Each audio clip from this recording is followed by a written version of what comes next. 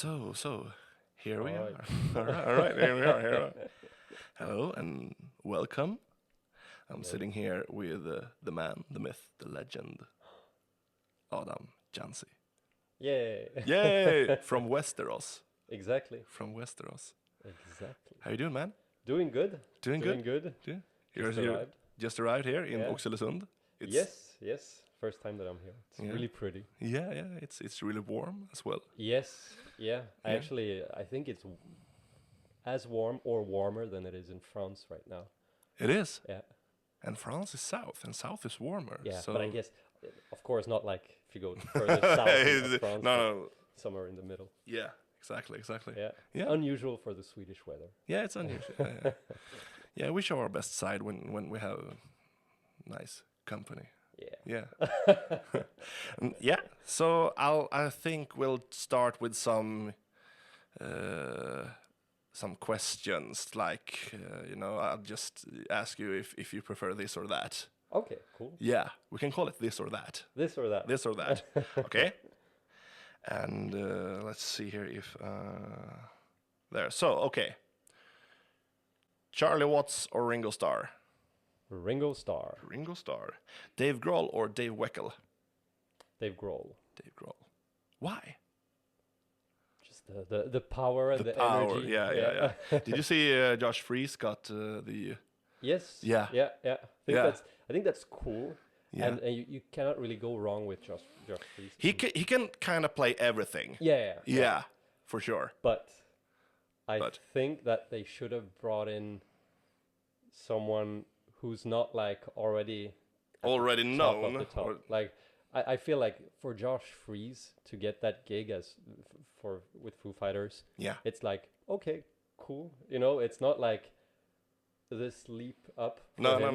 Well, I feel like there are drummers out there who would have been so, it would have been something really fresh Yeah. to bring to it. Kind of nice gesture also if they've gone that way.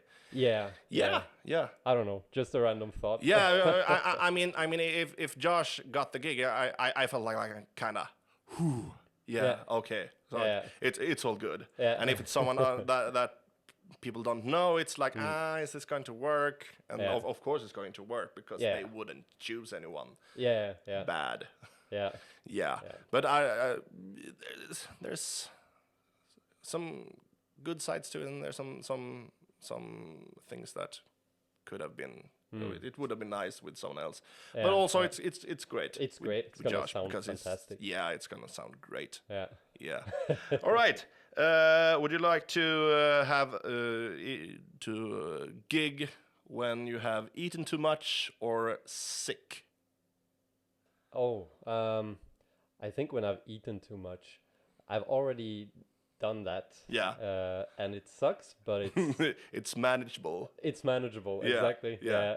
I actually had a show in like maybe 3 years ago in Belgium where we went to a burger place, me and my bass player, and the burgers were just taking way too long. Yeah. And then it was approaching stage time, and as soon as the burgers arrived, we just ate as fast as we could, like 5 minutes. Then we ran back to the venue, Yeah. like couldn't stand up straight, and we had to go on stage like right away Yeah. as we arrived. It was painful. That is painful. Man, I can't imagine having to rush from the burger place and then just go right up on stage. Yeah. But it was manageable, so I still Yeah, choose that over being sick. Over being sick. Yeah. Yeah. All right. So would you rather have no monitor or the singer's mix in ears? Oh. The thing is, if I play with VOLA, I would need to have some monitor. So then I would have to go with the singer's mix. Yeah. But if it's something where I can be a bit more flexible with the drumming and the Yeah, timing, and the then arrangement. no monitor Yeah. for sure. Like tonight with Dotter. That's actually also pretty. Yeah. So you would have her mix in your ears Exactly, if you have to. Exactly. Yeah. Okay. That's right. Yeah. And never fun having the singers in your mix as a Nope. drummer. Nope. No. Let's just leave it at that. Okay. Would you rather fight Mike Tyson once or talk like him for the rest of your life? Oh, talk like him for the rest of my life. You would? Because I want to have a rest of my life, you know? Yeah, that's true. That's true. That's true. Going for survival. Oh, yeah. Yeah, all right. Would you rather cut your own hair or let a friend that I choose cut it for you? I already cut my own hair. You already because do I that? just shave it, Yeah. and then it grows out and looks weird like this, and then I shave it again. So I'm Yeah. good with that. Yeah. You shaved last night, didn't you? All right. Would you rather be the world's greatest bass player or find like $50 on the street? Oh, $50. No. World's greatest bass player. Yeah. All right. Keith Moon or John Bonham? John Bonham. John Bonham. Yeah. More of a power or groove. Yes. Yeah. Exactly. Than the fill-in kind Yeah. of stuff. Yeah. Whirlwind. Yeah. Exactly. Yeah. Yeah. Right. Speaking of French wine or French music?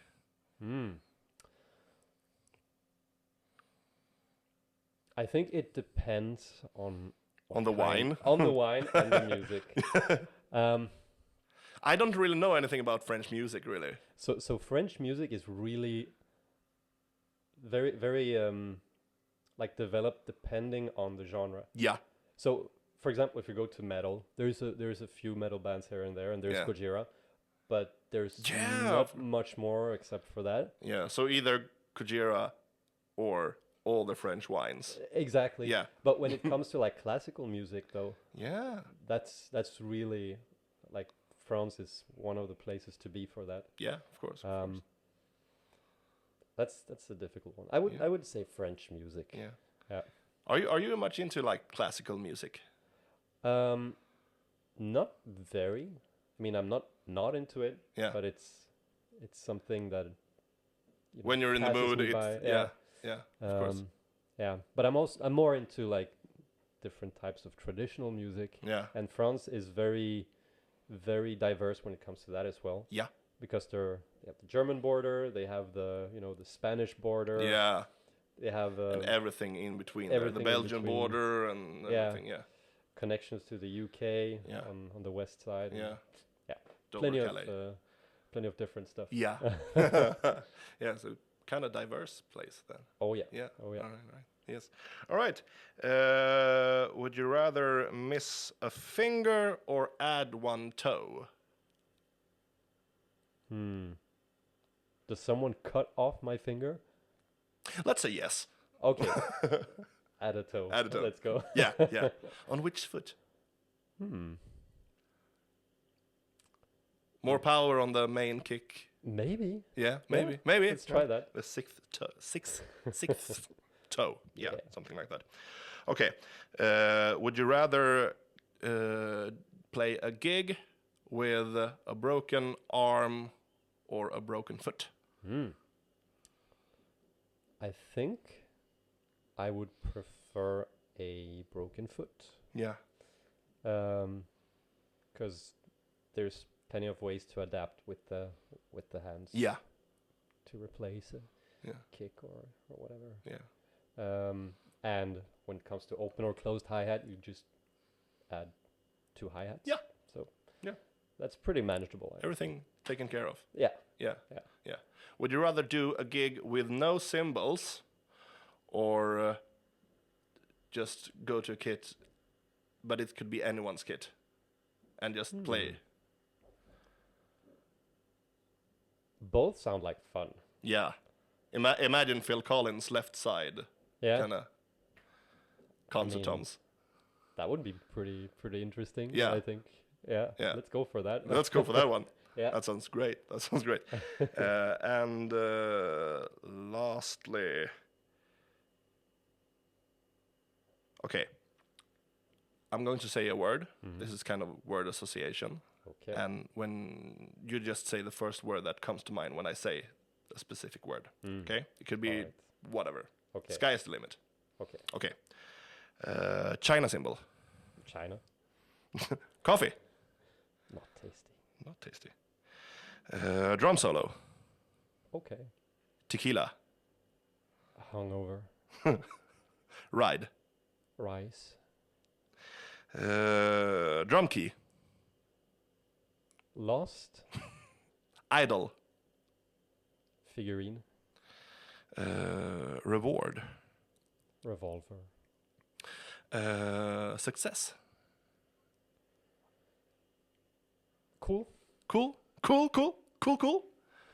And now those questions are done. Okay. All right. Yeah. Okay. So you're here in town playing with Dotter Yes. or daughter in English. Yeah. Yeah. That's right. How did you get that gig? Because, you know, when I see you, I Yeah. see you as the VOLA and all that kind of crazy stuff. Yeah. And then you play with like Yeah. Eurovision Song Contest artists. Yes. It's a bit odd. Yeah. How did you get that gig? So basically my first band that I ever had when I was around 14, 15 was a metalcore band called the Drake Equation.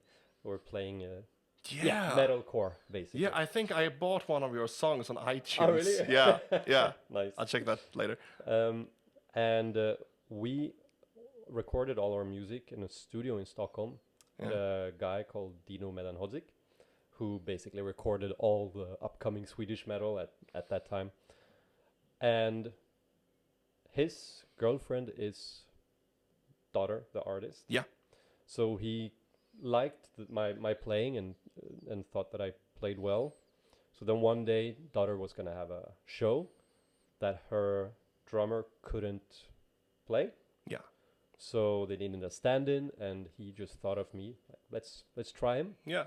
And that was basically how it started. Yeah. That was in like 2018 maybe, or quite a long time ago. Yeah. But it's been, or not 18, 13. But it's been rolling since. All since right. Then, and I've So you've with been them since playing then. with her for like 10 years. Yeah, Yeah. basically. All right. The Drake Equation is also kind of far away from what daughter does. Yeah, exactly. Yeah. But I think they thought it would be interesting to bring something different into it, so that I could add a bit of edge where it would be needed. Yeah. And Some blast beats and some polyrhythms. Exactly. Yeah, double kick. Do you ever do stuff like that live? Not with Daughter, no. No, not even with like the big anthemic rock endings. No. We've done that a few times. Yeah. But we don't have a bass player with us tonight, so it's me as on the drums, a guy on guitar and keys, and then Daughter singing. Yeah. So it's mostly electronic. So it doesn't make sense to do a rock ending when you don't have some bass to back it up. Yeah, of course. But when we've done that. Yeah, nice. Yeah. All right. And you also play with VOLA. Yeah, exactly. And that was the audition. Was that like, did those guys like contact you, or was it the other way around, or? It was through Facebook, where they were looking for a drummer in Denmark. Yeah. And they tried out Bastian, who plays with Soilwork. Yeah. But it just didn't match fully with the style. So they thought, okay, let's look outside of Denmark. Yeah. They looked Norway and Sweden. Yeah. And there's this Facebook group for drummers, for Swedish drummers, where we just talk drum stuff. Yeah. And they posted there asking, like, hey, we're VOLA, we're looking for a drummer. Send us an email if you want to audition. Yeah. And I think the post had like 2 likes or something. So I was like, okay, let's try. I sent an email, and then I did a cover of one of the songs. Yeah. After that, they flew me to Denmark. We hung out for a day just to see who I am. Yeah. Then played some summer shows with them. After the first show, it was a festival in Germany. Yeah. They said that they wanted me on board. Yeah.